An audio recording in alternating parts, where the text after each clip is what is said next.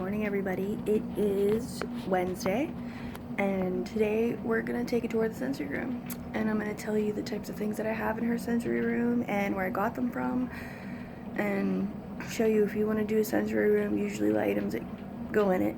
So we're gonna get started. I still can't figure out how to turn my camera around, so this is how it's gonna go. So as you can see here, this is Christmas lights that we hung up. These are actually kinds that go in a bush, and we just hung them up on the wall. I'll move back so you can see better. On her lights, I got pillowcases, and I hung them. This is a drop ceiling, so I just kind of tucked them up under there so when the light turns on, it's not as bright. It hides some of the, here, I'll show you. I'll turn the light on.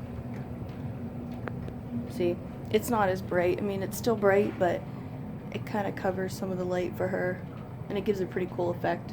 They just have clouds on them, so you could probably get ones with fishes on them if you wanted to do some kind of a ocean view with a sensory room. And then she has a tent. She got that for Christmas this year from my mother. She has a tent upstairs too. It gives her just some kind of privacy. You know, she can go in there, take her toys. She eats lunch in there sometimes, does her own thing. Over there, she has a rocking horse that her aunt got her, and uncle. Another little sensory thing. Rock them back. Oh, we have lights out. I'll have to fix that. Rock them back and forth, which is what she likes to do. She loves horses. It's perfect. Up there, more Christmas lights. This is all done with simple boxes of like Christmas lights that we just had, or you can get them at the end of the year when they go on sale and just string them up. Sensory rooms are usually very dull in lighting because it's supposed to be relaxing. I don't like when the lights are turned on in here real bright. We actually took lights out of here so it wouldn't be as bright for her when she come in. I went to Joann Fabrics. I don't know if you can see this or not. And it's tulle, and it's sparkly tulle. It's blue. That way it kind of looked like sky, like real shimmery. It has glitter all through it. So when the light reflects off of it, it kind of, I don't know if you really can't see because of video, but it sparkles. She has a toy box in here. She has all her favorite stuff in. So she can come in here, it's, you know, and play with. She has a lot of sensory items in there too, like sensory balls and whatnot. This thing is a big squishy ladybug, and her aunt got her that. She loves to roll around on that. She also has a mini trampoline in here. Again, a lot of this stuff was given to her, or just I had that donated to us, the trampoline. Right here is a balancing board. I don't know if you can really let me try and get it in view. See it or not? She loves this thing. It's a balancing board. It's her favorite. She also has, this is a pod swing, and these swings are expensive. They're very expensive. They're like $70. You can find them on Amazon for about $30 if you're really searching.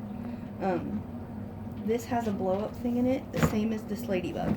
So this is one of her favorite items. She will spin herself in here and then unspin herself, and huge sensory deal going on right there.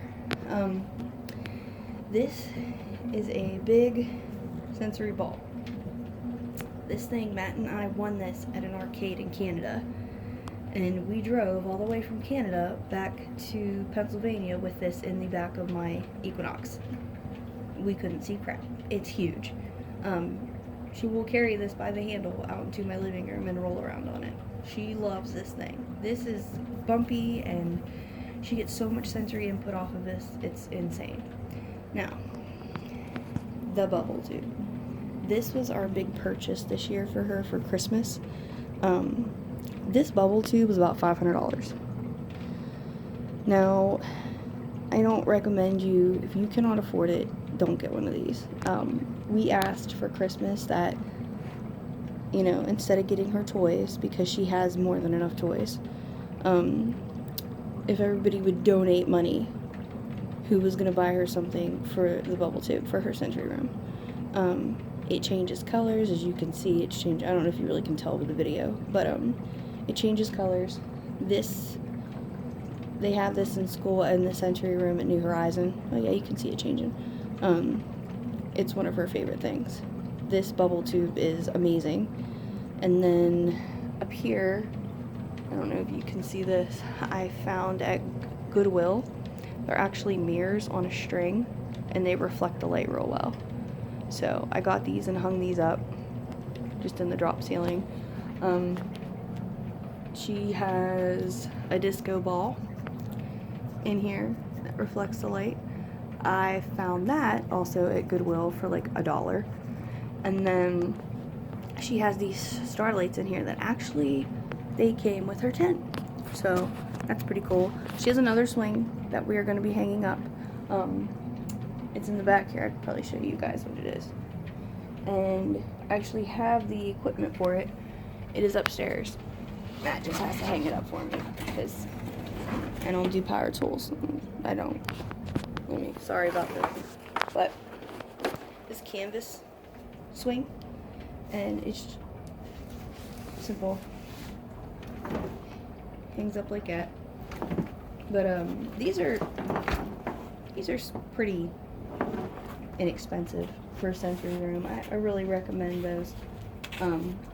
If you can't afford the pod swing, I'd probably recommend that. That's probably more affordable for you. Because that pod swing's like $80. But like I said, if you really are searching, you can find them pretty cheap. Other things to put in sensory rooms, anything tactile. A lot of people do sensory boards where they'll stick different fabrics on, or they'll put different like latches. I've had people I've seen put different like sensory bins in a sensory room. She did have a bunch of sensory bins, but she kept dumping them out, and I was like, yeah, we're not using them for the purpose they're meant to be used for, so I took them out.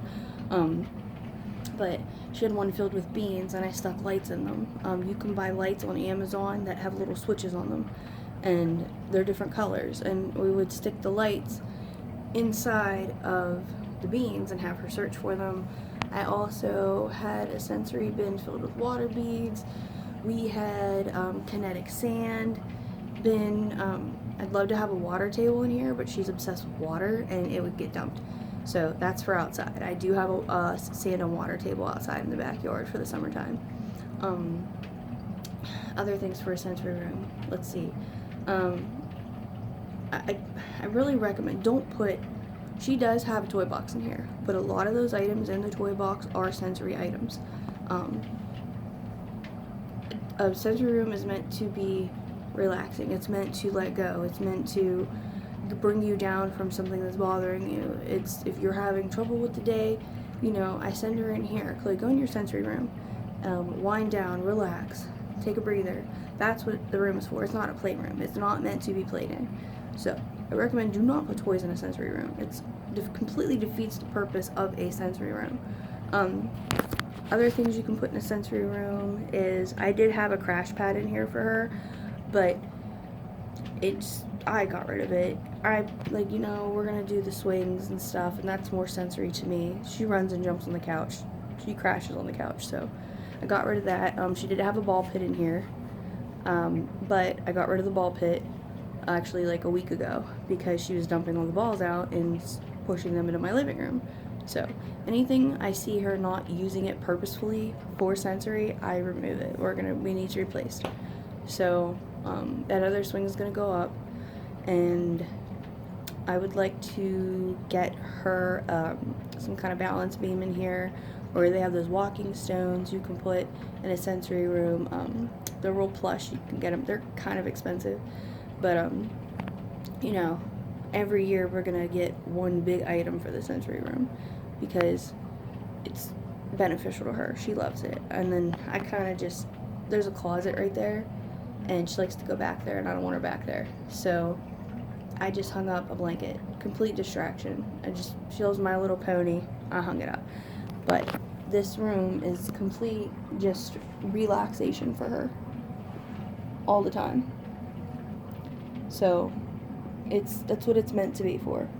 It is not meant to be for, you know, you to come in here and,